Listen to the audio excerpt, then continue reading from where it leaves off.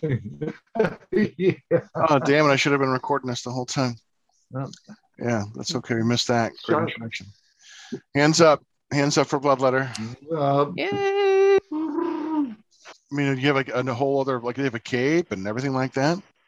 Yes. Oh, Show let's you. see. Ta-da. Okay, Wow. take your time. Take your That's right. time. Yeah, do a spin for us. Yes. Look at that. Nice. Very nice. So where did you get the, oh, I made this. you made it and I you lost made your this. teeth. I lost love my the teeth. hat. Yes. Yeah. But I even lined it with purple silk. Wow, It's not really yeah. silk, but a nicer Yeah. Kind of material. like got like a Batgirl thing going for it, don't you? Ooh, And I yeah. made it for Calamity Cal. And he Uh-huh. cried and he put it on and then he was like, I don't want to wear it. And he never wore it again. You know what? Let's talk about Dracula. Yeah, we're going to. All right, you betcha. Hey, this is Ralph Sheepers, and you're listening and watching to Heavy Metal Horror.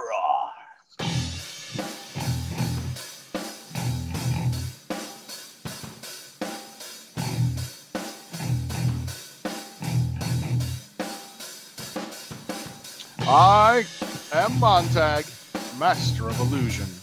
What goes up must come down, but not always. And I am Chop Top instead.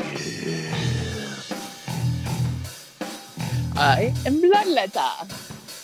Just said it with the same thing. Say it again. I am Bloodletter. And you are listening to Heavy Metal.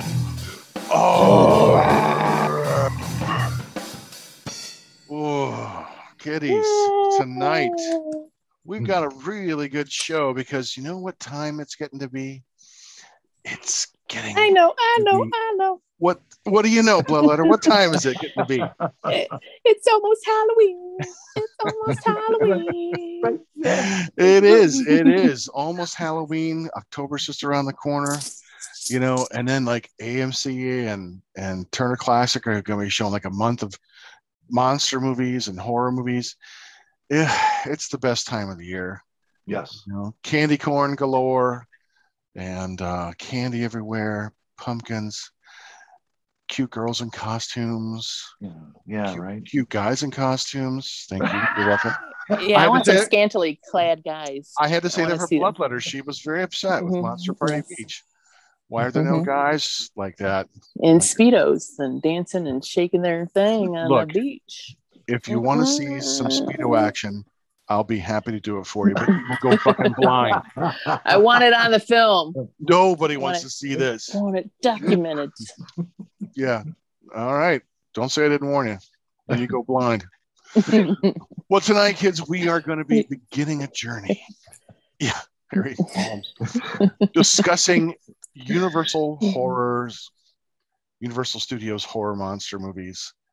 I can safely say that I know Chop Top and I have been fans of the Universal horror movies since we can remember, you know, being kids. I'm not sure about you, Bloodletter. Did you remember watching these when you were a kid? I do remember watching these, actually.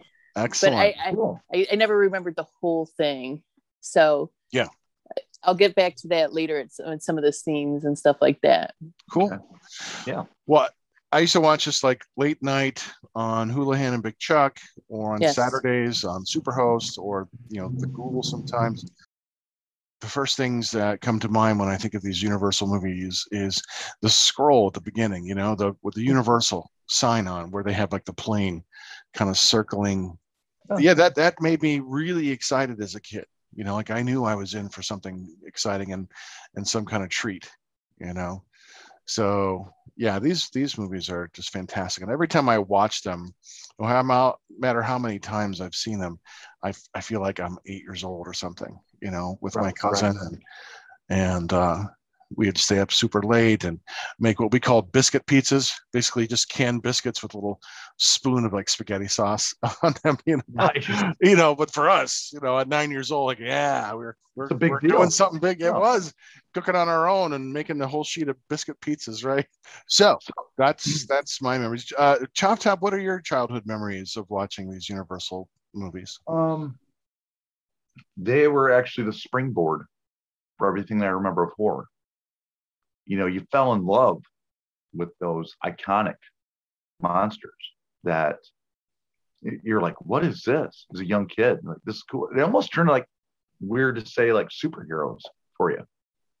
Because you had of course you had your heroes and icons, maybe music and stuff, but they were like the dark universe of heroes. Like you had that other side and you wanted more and more and more.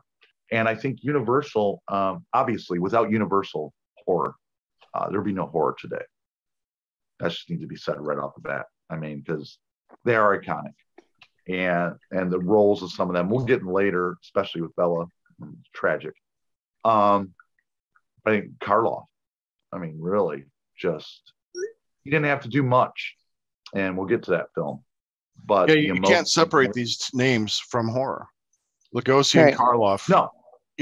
And no, you can't. It's inextricable from Universal as Lee and Cushing is from Hammer. You just can't separate them. They're just too involved. And then in the later movies like Cheney and things like that. But I'm right there with you there, Chop. How about you, Bloodletter? What are your childhood? Sorry, Chop. Go ahead, man. No, I think obviously it inspired, the Gothic scenery and stuff, and we'll get to in films. It inspired, I think, also to Hammer Studios. It obviously gave them that springboard. So without Universal, we never had it. And arguably go back to Nosferatu. And you could say that silent film was really the beginning of all horror. Mm-hmm. But for me, it was always Universal, and holds a very deep place in my heart as a kid's film. Like the first filmed horror film was Thomas Edison, Frankenstein. He was the one who invented the technology. Oh, so really? Yeah, he did a silent, like a 13-minute version of Frankenstein. Wow. I think it came out like the late 1800s. Okay, something like that. Could be wrong on a date, but I'm sure Bloodletter's checking it out for us. Oh, but no, it's okay. It's okay. But yeah, his was the first. But these are the first like commercial versions. And Dracula was actually a play. It was being performed as a play. I was going to bring that up. Yeah, that's when we get into that, right? But so Bloodletter, tell us, since you watched these as a kid too, tell us what your memories are. Before we start digging into these films, what do you remember as a kid? Watching these. Well, like my dad always made us watch all the horror movies and stuff like that. And as you said too, just between the Ghoul or Superhost, we would watch them on a Saturday afternoon or whatever, the Universal Monster ones. So I always loved Frankenstein. Was always my favorite character because I always felt so bad for him, because he was created, and then in my child's eye, I was like, and then they were just chasing him around town, and it was just awful, and he's such a good guy. Mm-hmm. But then when I rewatch it and I see the scene, like after him and the little girl are talking, and she's like, "Look, I made a boat," and then Frankenstein picks her up and tosses her in the pond. Well, that scene was removed for a long time. You want me to talk about Frankenstein? That was cut, and that was brought. It was when it came back out in the restored version, when the Universal brought out all their movies and remastered them and put them out on DVD, then Blu-ray. That scene was put back in, just like they did with some of the scarier, more graphic scenes in King Kong. If you watch the restored version, when Kong's climbing the Empire State Building, there's a scene where he reaches in and he thinks it's Fay Wray's character, and it's actually a different woman, and then he just throws her down, throws her off of the building, onto the ground. So they cut that out, and there's and a couple scenes like in the before they brought him back, where he like steps on people and things like that and squishes them, and that they cut those out. But the Frankenstein scene, yeah. But yeah, I'm looking forward to discussing Frankenstein even more. Me too. I think Frankenstein has the best. The series as a whole, I think the Frankenstein movies are really successful. So, well, let's begin with Dracula, 1931. This was the pre-code movie, directed by Todd Browning, who is a fantastic director. If you're not familiar, he also did the movie Freaks, a really controversial movie. Yeah, and I remember that. Yeah, and based on a stage play, and based on the novel by Bram Stoker. Have either of you read the novel? No, I have not. No, really, I'm ashamed. I have not. I tried to get through it, and it was just like, this is a diary of Jonathan. I'm like, I couldn't get through it. But no, I appreciate it's a master work of literature, obviously, and yeah, I need to revisit it. I mean, yeah, it's awfully boring. I tried reading it. Okay. Because it's one of those seminal books, you're supposed to be able to read it, and right. Oh, it's boring as fuck, and like, why am I right? It's letters back and forth, diary entry, journals entries and diary entries, and at the time when it was published, 1897, I think the pace of things was a lot different, and people were more excited to take the journey. And because it was a novel really ahead of its time, the expectations were different. But I think Frankenstein's a much better book. But we'll get to that when we talk to it. So, Bloodletter, do you have like any nice background? You always do such wonderful research for us. Do you have any good background about anything? Oh no, it's okay. Not of these movies. Well, then that's fine. Then we'll just The Omen. Oh, okay. Oh, you spoiled it. Spoiler alert. Bloodletter. It's all for you, Bloodletter. Now you have to dance for us. Sorry, that's for us. Do a shimmy. Would you dance for me? I dance for me. I dance for you so hard. Wings up. Rubs the lotion on its skin, or it gets the hose again. Yeah. Well, Dracula was actually pretty successful, and it spawned all of these movies, really, because it was a critical success and a commercial success. Universal said, well, fuck, let's make more of these, because it makes money for us, and the cast is amazing. We've got this wonderful cast. You have Bela Lugosi as Count Dracula, and Lugosi had been doing stage and theater acting for a long time before, and he was doing Dracula on the stage before he shot the movie. So he was quite comfortable with the part, and he really establishes this iconic Dracula figure, with the cape and I want to drink your blood, that accent. Yes, see, and Bloodletter's doing it right now.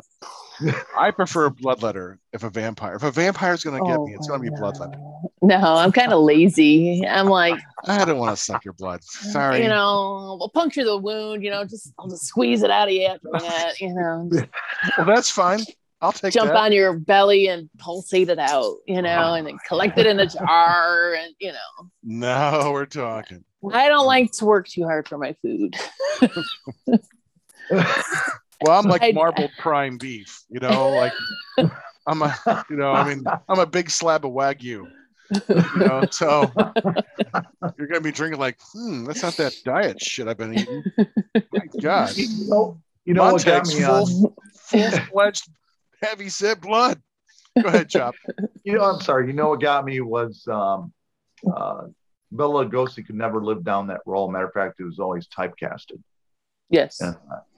And such a tragic ending. He hooked up with Ed Wood. He was addicted to morphine or something at the time, and passed away from us. But I believe he was also buried in his cape, and he kind of embraced it. And the last movie he did, Plan 9 from Outer Space, well, it wasn't even supposed to be a movie. It was just they were shooting some footage with Ed Wood, and he just spliced it into making it into a movie.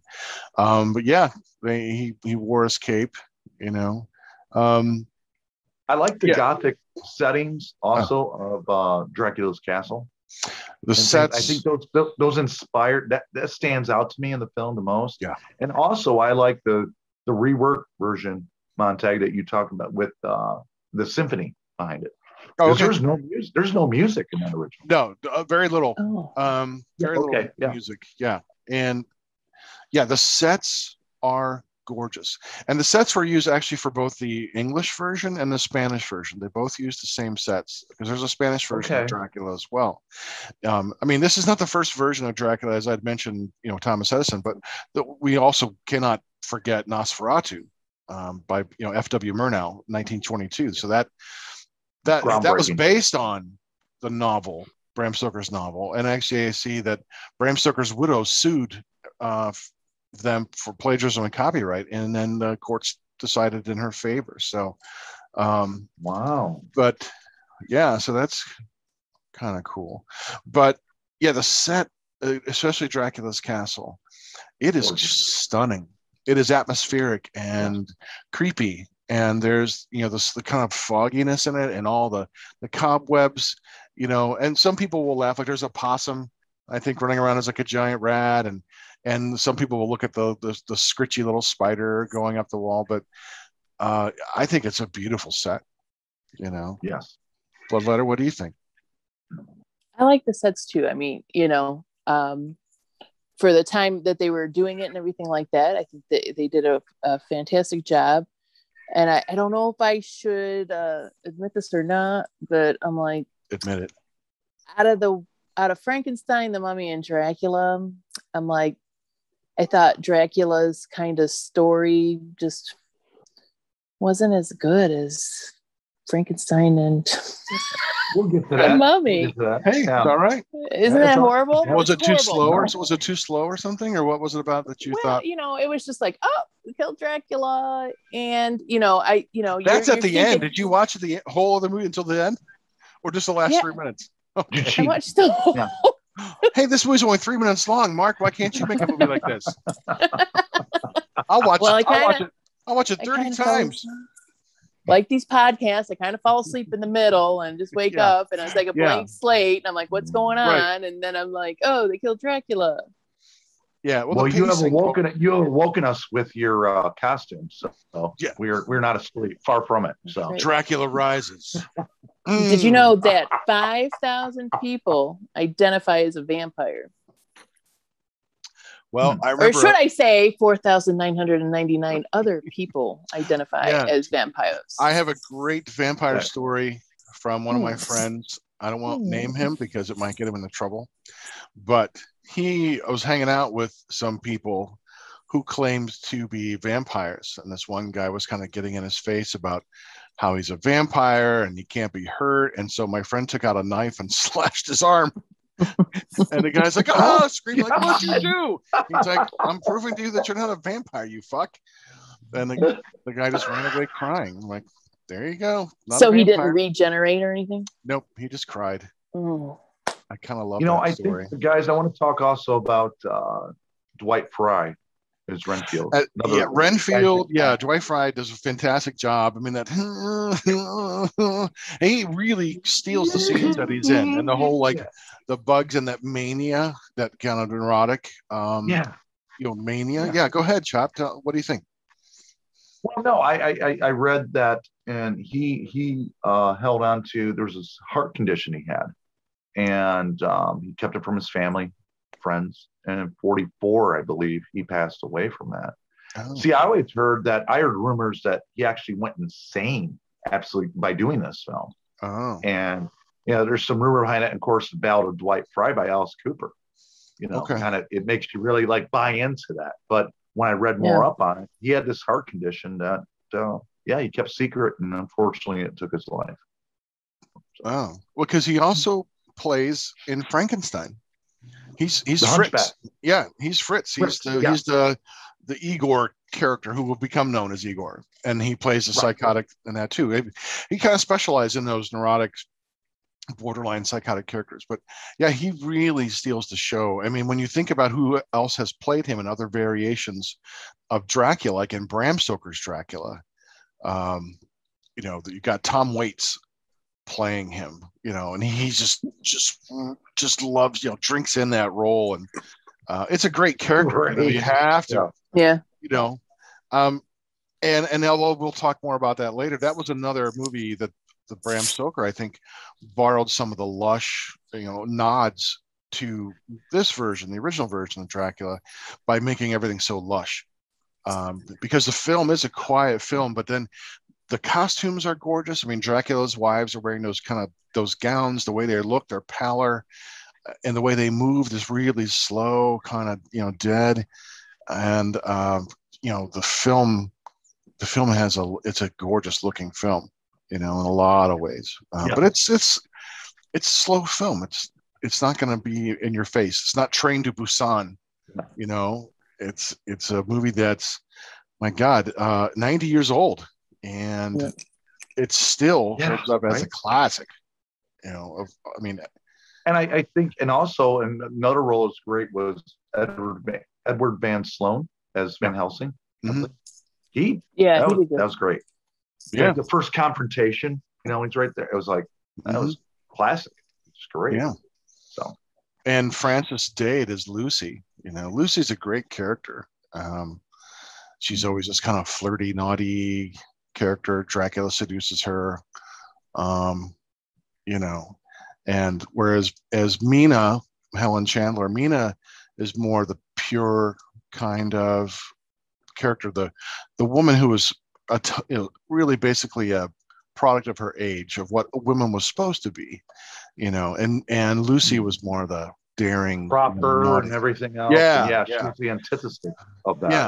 Yeah, but the vampire in this movie, I mean, a lot of what we think is pretty tame stuff for now, back then, you know, Dracula like showing up in her bedroom and going in there and like biting her neck and sucking on her, that was really controversial first time, and it was very sexual. I mean, this started the whole notion of the sexuality of the vampire, and part of it perhaps because of the seduction, right, and the idea of being bitten, and then having the, you know, you have to welcome or invite the vampire in, and then they're just going to, you know, do this kind of thing. It's a very, very sexual kind of thing, and where they bite too, it's also very sensual. You know, the neck, it's usually the neck, and that's a very sensual spot. So when you bite us, Bloodletter, just know it's very sensual right here. You think, yeah. Squeeze your neck to get the blood out. Stick like a big giant pipe in your gut and pump it out. That's right. Yeah, can I get a hose? Yeah. Siphoning. I know in other Dracula films, Montag, there was a lot of times around the breasts, the woman and stuff. Of course, as time had progressed and stuff. I like Dracula 1979, I believe.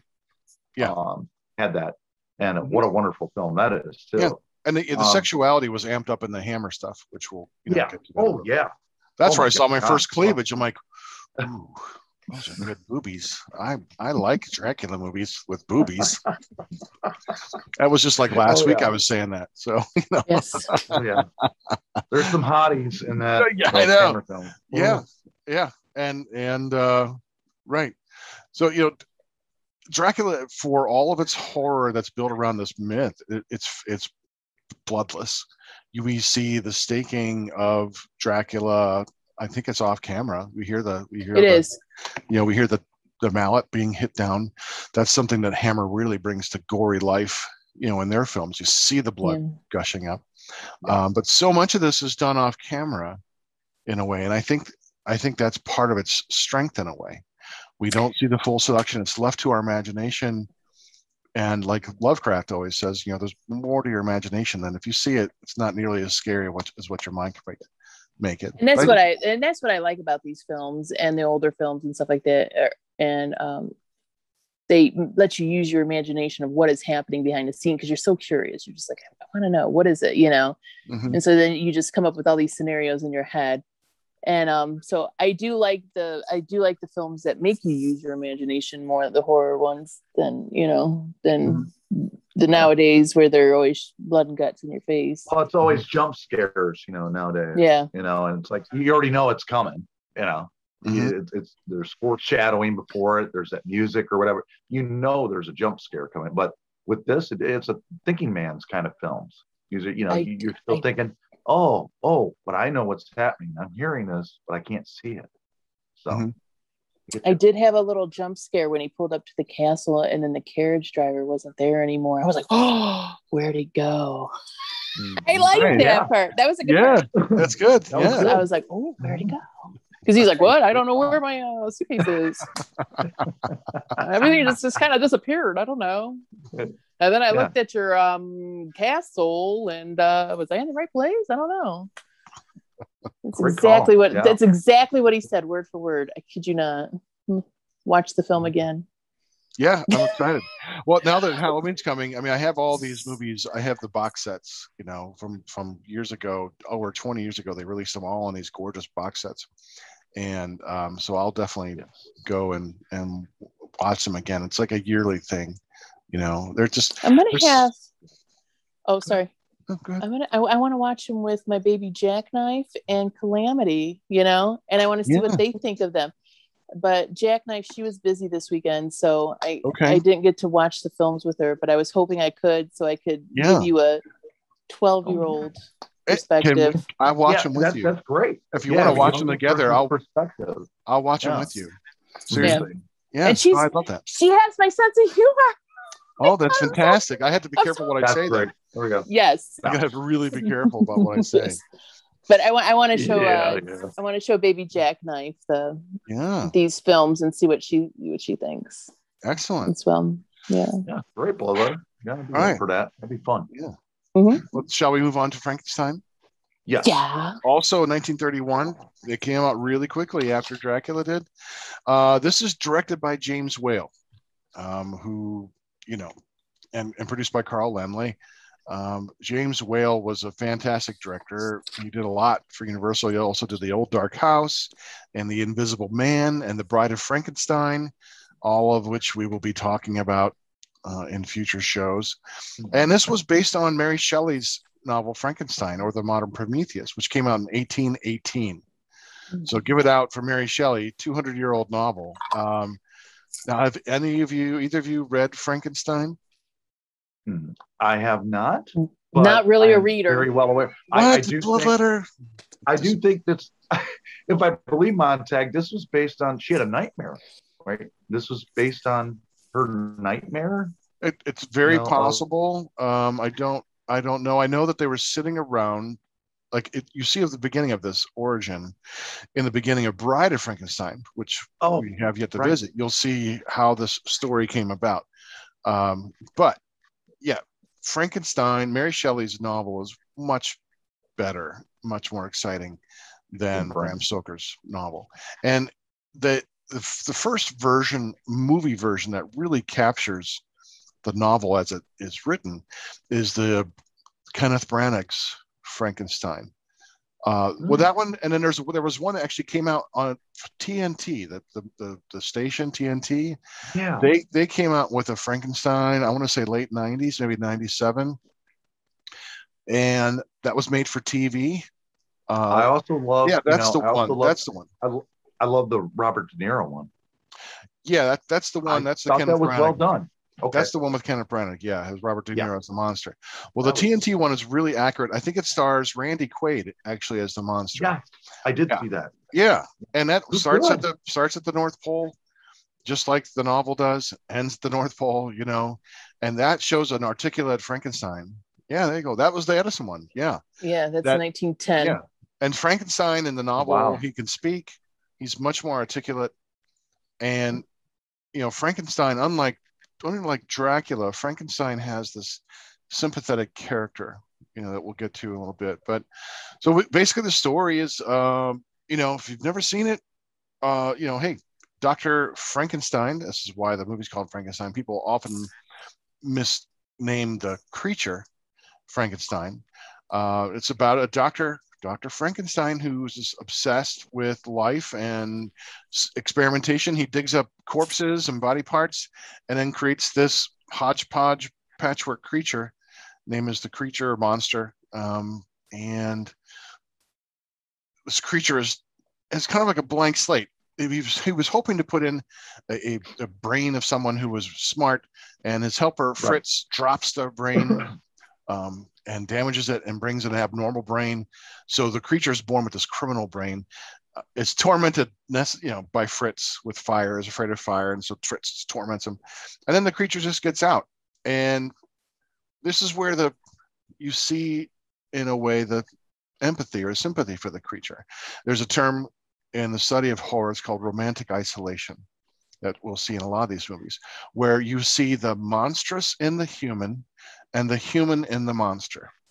So, and you identify with that. And so in Frankenstein, we see the human in the monster. Here's a scary monster, but as you had mentioned, Bloodletter, the scene at the pond. This is a scene that some people look at, oh my God, what a horrible thing. But here we see this innocence. Frankenstein doesn't know what's going on. He's just doesn't know what's happening to him. He's just born, can't understand, and all he wants to know is really like make a connection with his creator. Why did you make me? And is kind of hounded and doesn't know what's going on. And so that scene really shows his innocence, because they're throwing little flowers onto the pond. Well, then also too, when he grabs the flowers from her hands, he kind of like strokes her hands. Mm-hmm. And then, he grabs the flowers and he looks at the flowers and he throws it in there. It floats like a boat. And then he looks at his hands, he's kind of like, my hands aren't like hers. Mm-hmm. And then he's just like, it's like every time he looks at his hands, he's going to do something bad, and he looks at his hands. Yeah, hands up, and he just picks up the little girl and shovels her in the pond. Right. Yes, because the first time I saw the movie, I never had that scene. You just see the man carrying the girl back into the town. He's got her in his arms. Right. She's dead already. Montag, you touched on that, the humanistic thing, the motive, and what's so impressive about Karloff's role is he didn't have to. Obviously, there was many words he said, but just in his expressions and different things, these subtle nuances that happen throughout the film. You're like, God, I really feel for him. And also, it was like he did not ask to be creative. He did not ask to be part of anything. And he's just self-discovery, and everybody just labels him as a monster. And how many times can you go in life and you see examples of this in real life? Mm-hmm. That people don't ask for this kind of life, but they're labeled, they're misjudged, they're whatever. But they're thrown into it. They have to deal with it the best way they can, Right. Yeah. And unfortunately for Frankenstein, because he causes death and people don't quite understand, you have this sense of where he's going to be hounded by the mob. But there's also the criminal side kicks in. There's the angry creation who's angry at his God and demands answers. And it's like, you tormented me, God, so I'm going to find a way to torment you. Punish you. Yes, and it's much darker because Henry Frankenstein is engaged to Elizabeth Labenza. That's his fiance, and they're going to be married. And what does Frankenstein do? How does he deal with the situation? Bloodletter, can you help us? You just watched this. Oh, he's like, I'm going to go kill the monster. He wants to get rid of it. Well, but what is the monster, the creature? What does the creature do when he comes back to Frankenstein's house? Frankenstein is getting ready to be married. How does the creature interfere with all that? Well, he goes kind of. Doesn't he go to his wife? And he was like, he was going to hurt his wife. Like, didn't he throw her or something too? He tossed her. You just watched it. You just throwing all ladies. I can't remember. That was. Well, the question is the monster the creature or the creator? Yeah, there you go. Yeah. Because in the, if I'm remembering correctly, that goes on there is like, you really question as the movie goes on, like, is Dr. Frankenstein the monster or is Frankenstein? And it's Frankenstein's hubris. You know, I mean, there's the line like, now I know what it feels like to be God, you know, and it's all about his ego and when he makes something live again. And so there's this hubris to Frankenstein that inevitably kind of brings about a type of doom. Because in the book, I think if I'm remembering correctly, and then I know other film versions have this now too, where Frankenstein shows up and kills his fiance. I mean, he's like, I'm going to kill all your members of your family. He does it very graphically, and Kenneth Branagh, he does it very graphically. Yeah, I'm going to kill them all, and because you know I'm going to hurt you back, God. That's exactly it. And that's kind of one thing I really love about this character. It's a very identifiable character that the romantic isolation kicks in when you see the innocence of this poor creature, more so in Bride of Frankenstein. You will see more of that. In this movie, Karloff really just kind of grunts and emotes, but he has so much feeling in his eyes where he's just kind of emoting and the little soft grunts, almost like a puppy, you know, kind of, or kitten, just quiet grunts. Just a newborn. Yeah. And that really comes across. Even though he's terrifying, you see that sense of innocence. And then later, as he turns into the monster side and he wants his revenge, then it becomes really scary, you know, and because he knows he's going to go out and he begins thinking and planning. You realize the creature has a brain, right? Exactly. You know, right. I mean, and then he tosses Frankenstein out the window too. You know? So he loves to toss people. Yeah, I think in the Universal film it ends differently though. Well, who doesn't like a good toss off, right? So right. Oh, he did. He tossed him out the windmill. Right. And he he tossed Dr. Frankenstein out of the window of the windmill, and he bounced off before the mob got there. Yeah, before they burned the windmill down. Right. Yeah, and he bounced off the blade, and then he. Oh, right. That's right. All they needed was that sound effect from that Goofy cartoon from Disney when he's skiing. Yo, that'd have been great. I'll make a version. I'll put that in there. That'd be awesome. Yes, do it. Yeah. We need to redub Frankenstein. All of us. Yeah. We need to do our own version of Frankenstein. That'd be awesome. That would be great. It would be hysterical. Yeah. Out of all these films, we're discussing obviously just 3 in the big Universal horror kit. This is my favorite. I identify with him. I relate to him. There's that emotive presence of Karloff, like you said, Montag, and just there's no dialogue, very little, or grunts. It's just like you really feel as the movie goes on for the creature. You really, and you start to feel like I hate his creator, like what he's done. How dare you play God? It goes to that God complex too. We can get into much more with that. You know, playing God, and you're bringing, you know, death into life, and like, how dare you? You're not God. You know, so Bloodletter, what'd you say? I said I didn't like Fritz. He was the total instigator. Yes, like, Fritz is an asshole.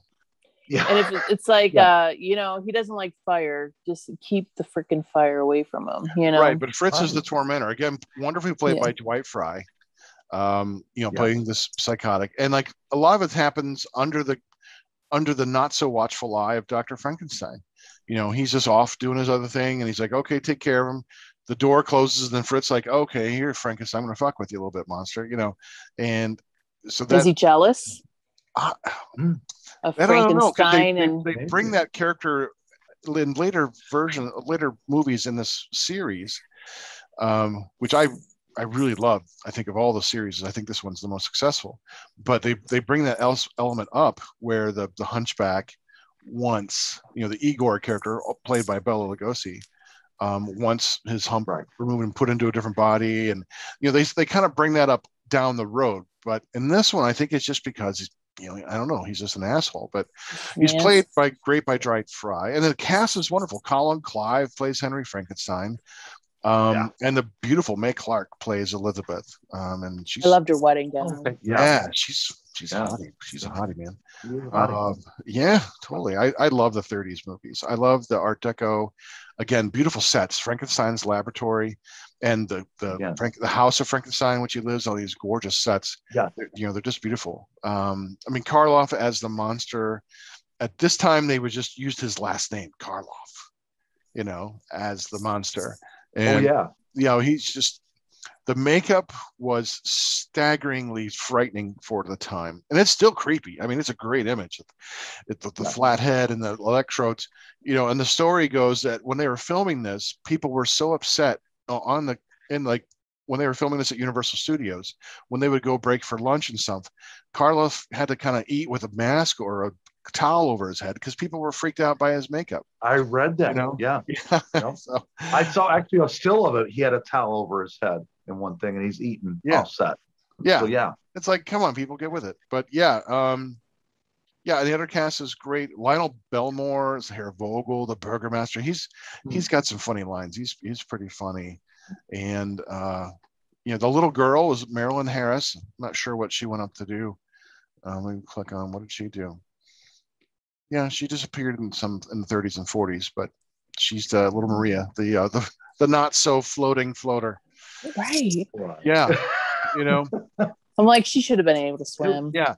Now, okay, Bloodletter. He does get, Frankenstein does get thrown out of the windmill, but at the end of the movie, that's what I remember. At Castle Frankenstein, Henry's father is there with him, celebrating the wedding of his recovered son with a toast to a future grandson. So apparently that vein where he hits the windmill, that was purposeful. That's what saved his life. So because some of the villagers who were there bring him home while the rest of the mob sets the windmill ablaze with the monster trapped inside. A horrible way to go.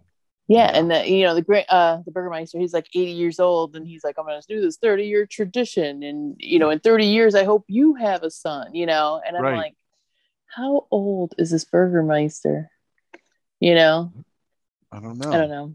I just again, this movie, this is one of the epitomes, high class across the board as far as Universal horror, and it's just out of all characters and the Universal creatures icons, this is the one that I think most people can gravitate to because they're humanistic, because of everything we discussed about that dichotomy between good and evil, and how we're viewed in this world and how we're not viewed, and what we want to get, not vengeance, but we want to get, you want to get answers. It's a human nature because we want to know why are we here? Who created us? And, what do we got to do? What is this? It's that metaphysical questions that we ask. Very philosophical movie. Yeah. And it's hard. It certainly is. And when you look at the movies that follow in this franchise, I mean, the next movie is Bride of Frankenstein, then Son of Frankenstein, Ghost of Frankenstein, and House of Frankenstein. When you compare to the other Universal block movies, I think this one has the most legs, the most teeth. Dracula has some good ones, but not like this franchise. And what we're gonna see is when Universal, what they start doing was taking the characters, once they start having multiple franchises, and when they bring them together, like when Dracula meets Wolfman, Frankenstein meets Wolfman. Yeah. Right, House of Frankenstein and House of Dracula and Frankenstein meets the Wolfman and those ones. There's some really, that's awesome. As a kid, I just loved all those. It wasn't just one monster. You're getting all these monsters, Yeah, so, right. So this franchise really is one of those ones that it still keeps on going. These are characters we still see being redone, today. And let's see. Well, that's a testament to great storytelling. That's a testament to a great book and a great storytelling. And picking on those things that I think that we talk human nature, and we can all relate to that. It's humanistic. So. I'm going to regret bringing this up, but I did see Andy Warhol's Frankenstein, and I think he did a Dracula too. He did Dracula, right? Yeah, right. Dracula. And I watched them both, but don't ask me what I thought because that was a long time ago. You were drunk. Right. It was like 3 days ago, but no, I'm kidding. It's a long time in Bloodletter years. Right. Well, Andy Warhol's Frankenstein, those were rated X. Yes. And they weren't that terribly horrible. No. I mean, they're not good movies. I've seen them. No, they're not. Yeah. But there's some, a couple great lines because it's got Udo Kier as Dr. Frankenstein. Yes. To know life, Otto, you must fuck death in the gall. That's okay. yeah. So right. And I remember those coming to the drive-in theater on the weekends. Are you a virgin? Yeah. For the Andy Warhol's Dracula. I'm a vampire. Yeah, you virgin. Yeah, exactly. Right. It's like, oh, come on. Okay, I don't regret it. You didn't ask me anything about it, and you know all about it. Go paint your soup cans, Andy Warhol. Frankenstein is, compared to Dracula, I think is a much more compelling movie. It still has the slow build, but there is more to it. And I think because the character of the creature, the monster, has a lot more depth to it than Dracula has been portrayed, and over time, the casting is great. You can't beat it. And then is a great director. Oh yeah. And when you see the sequel, which I think is the superior film, I think it may be the best, one of the best that Universal has ever done.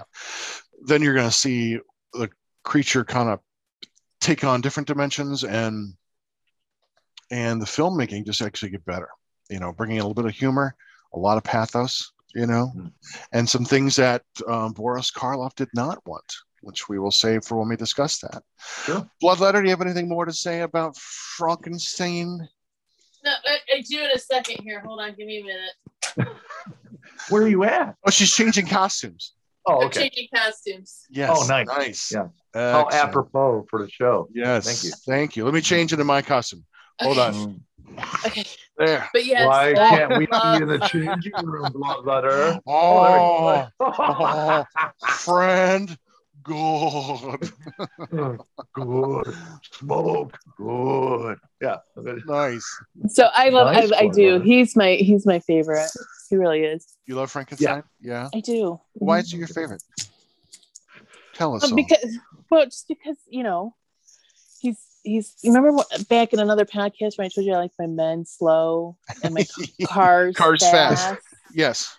He is slow, so I can train him of how I want him to be, and Well, how slow do you want? he's strong. I'm a quick hitter. So. I once lifted 50 pounds. He could pick me up and throw me in the pool all day long. It's just awesome, Okay, well, I've got a pool. It's a kiddie pool, but I'll throw you in. Bounce my face off the bottom, right? Well, yes. And last words with the not off your bottom. Off the bottom. I was going to say, pool. Fire away, fire in the hole. Hands up. Any last words on Frankenstein? I have to say is just you identify as the outcast, because once you were one yourself, you identify with what it's like, and you get it, and I think that's what makes it so appealing. It keeps continuing to make films after all these years. Excellent. Bloodletter, any last words for Frankenstein? No, I think it's one of my favorite Universal ones, along with The Mummy, which we'll get into. But he's just a lovable character. That scamp, that rascal. I love him. Just keep him away from the kids. Right. Yeah. That's right. Well, unless they know how to swim, then it's a good time. Right. Yeah, okay then. Yeah. And we got a small pool, so if he wants to try it over here, the pool's not too deep. Probably the kids are probably not going to drown in the turtle pool. Yes. So, well, next in our final movie for today, we're working through some of the Universal's best. The Mummy, 1932, directed by Karl Freund, who also you might know. He also photographed Dracula. He was the cinematographer for Dracula. And he also did Metropolis, which Sid or Fritz Lang's Metropolis, which is a staggeringly beautiful film. Just mesmerizing in the special effects, and again, a great science fiction work.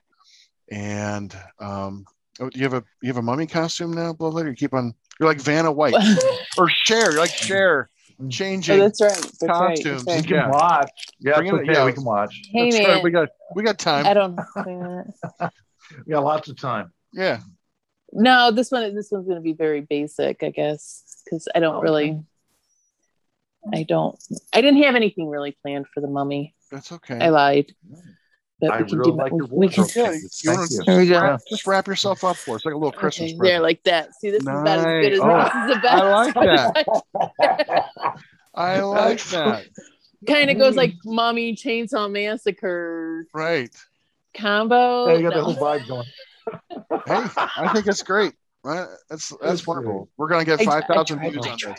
I tried. Bloodletter does 3 costume changes in the most exciting. For the first time in heavy metal horror.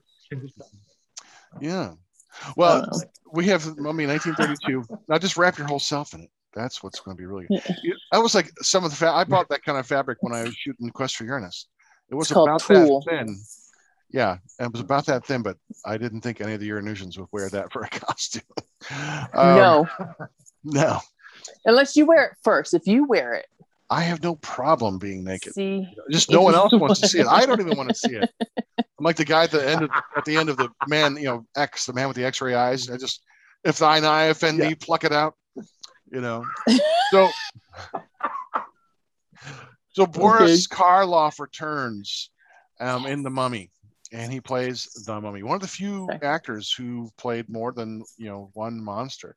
And this Mummy is a little different than what you're probably expecting from what has becomes to be known as the Mummy, where he plays this a mummy named Imhotep, and he's discovered by a team of archaeologists. Yes, very nice cat.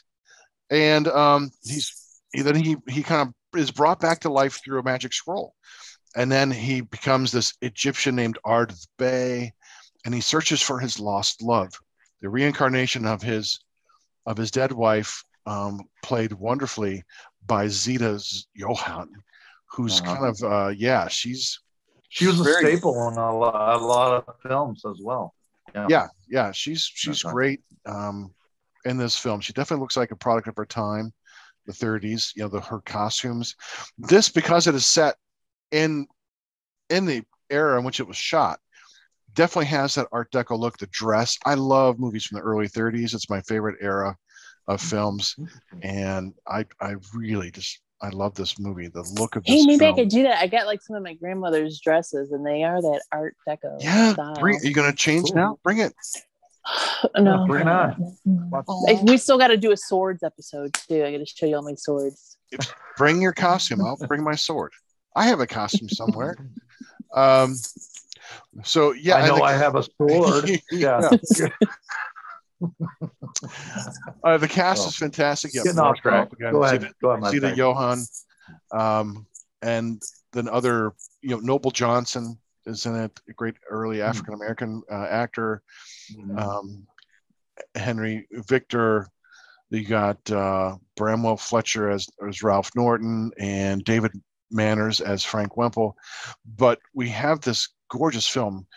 You see Karloff, this mummy, wrapped up only in the beginning.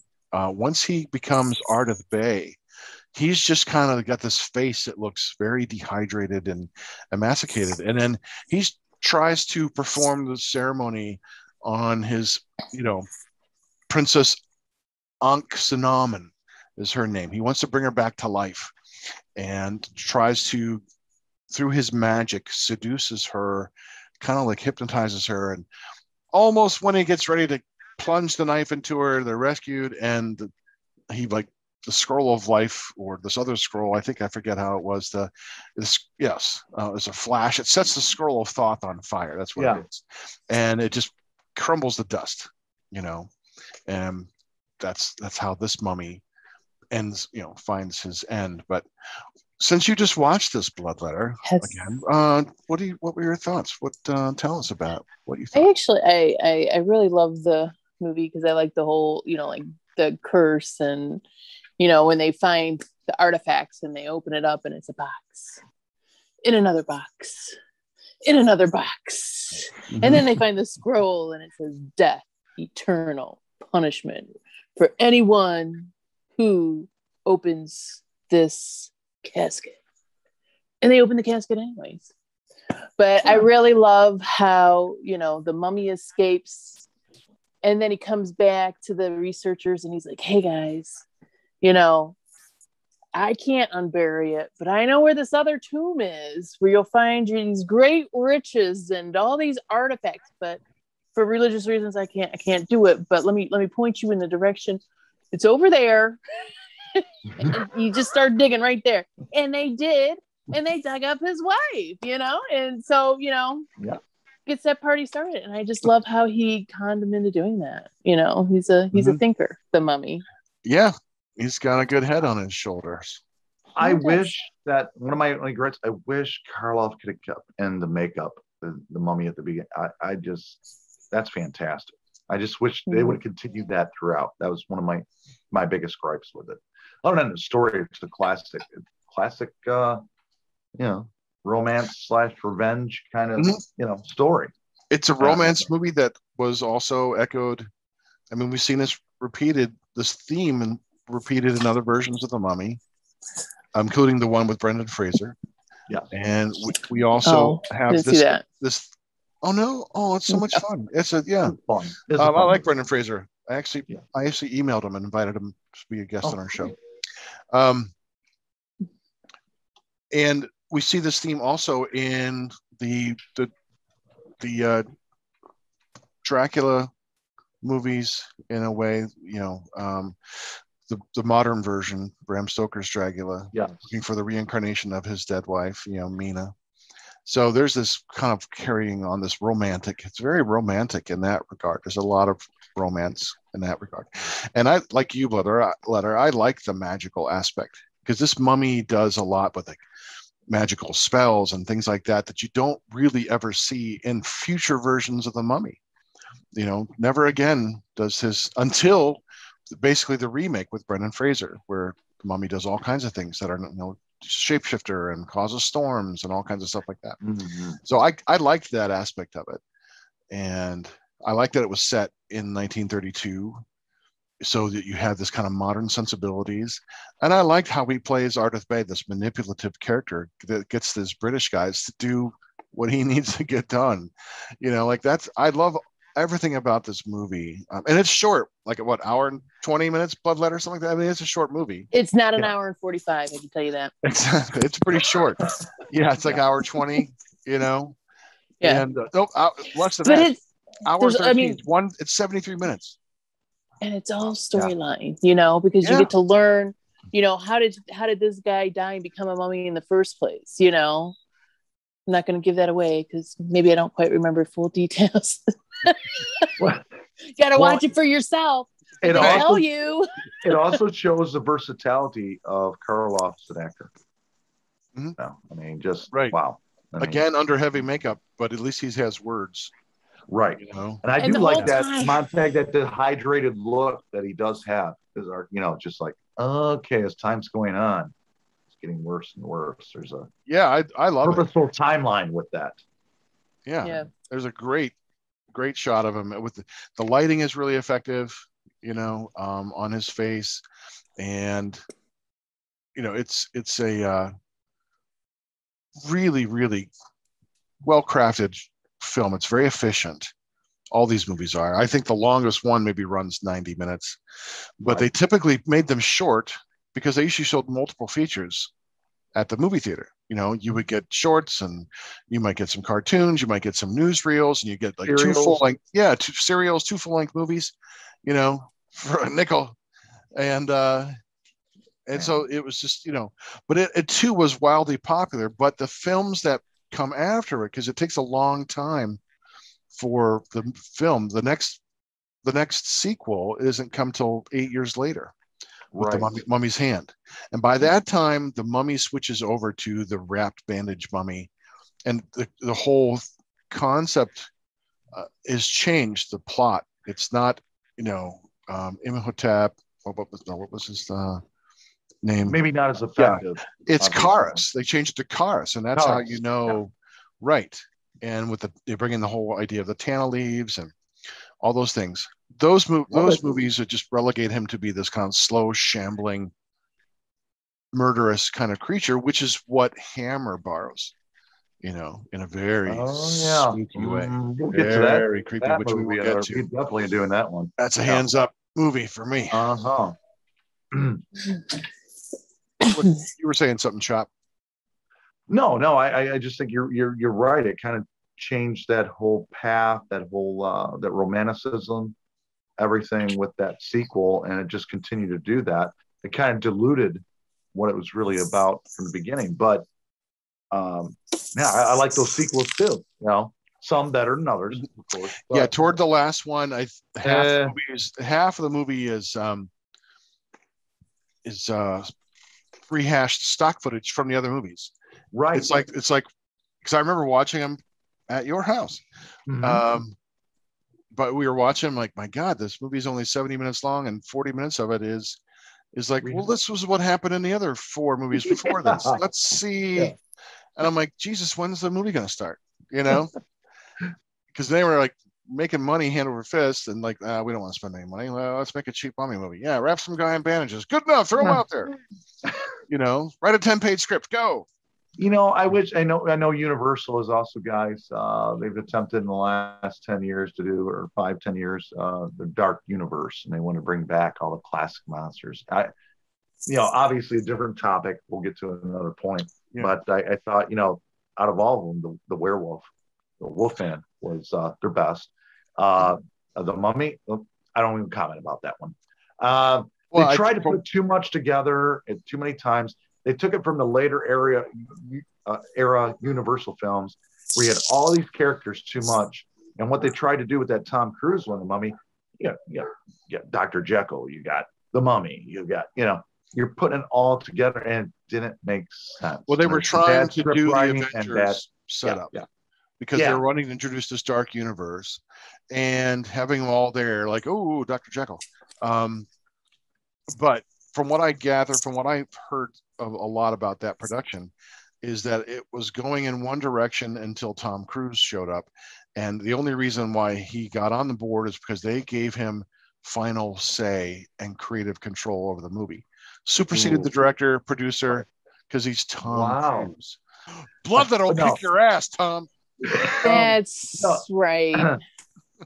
I got a little sidetracked there, guys, but I thought, I was like, you're right. Man, of all things, I really, really want to see that succeed in the right hands and stuff.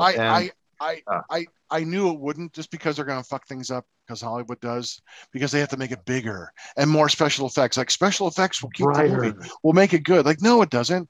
It's fucking story will make a movie good. Now, great special effects will enhance a good story, but they're not going to make up for a lack of story. If you're just going to crank out some bullshit story and put out, like, was it 2012 about the disasters, or any fucking sci-fi channel movie that is about anything, it's where special effects supersede story. Star Wars Episode 1,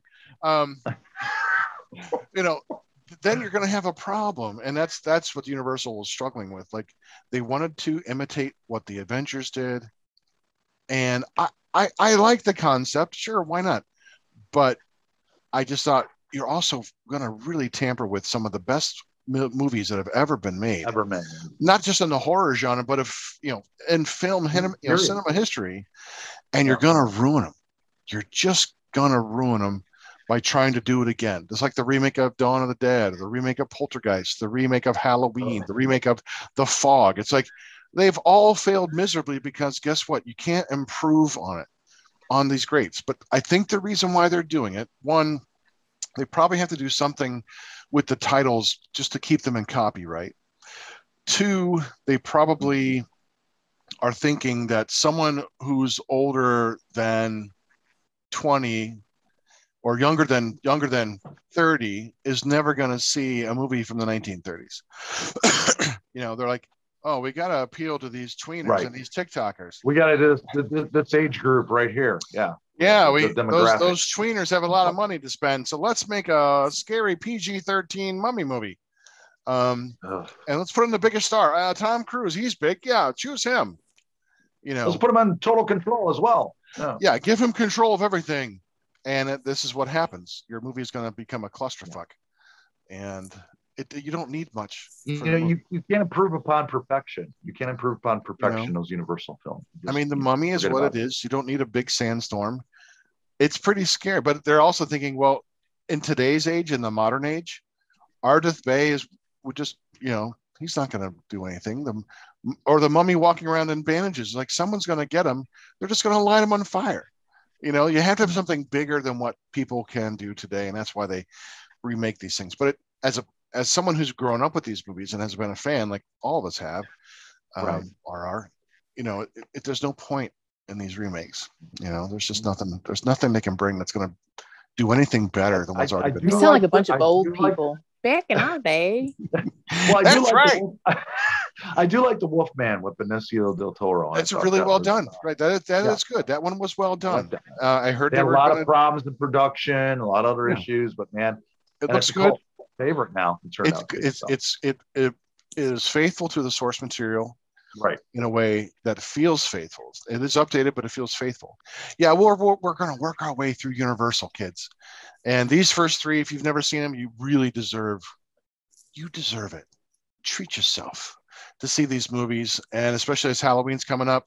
And there are a ton of these great Universal horror movies, and you can't go wrong. But if you're going to watch them, start with the first one, work your way through, work them through chronologically.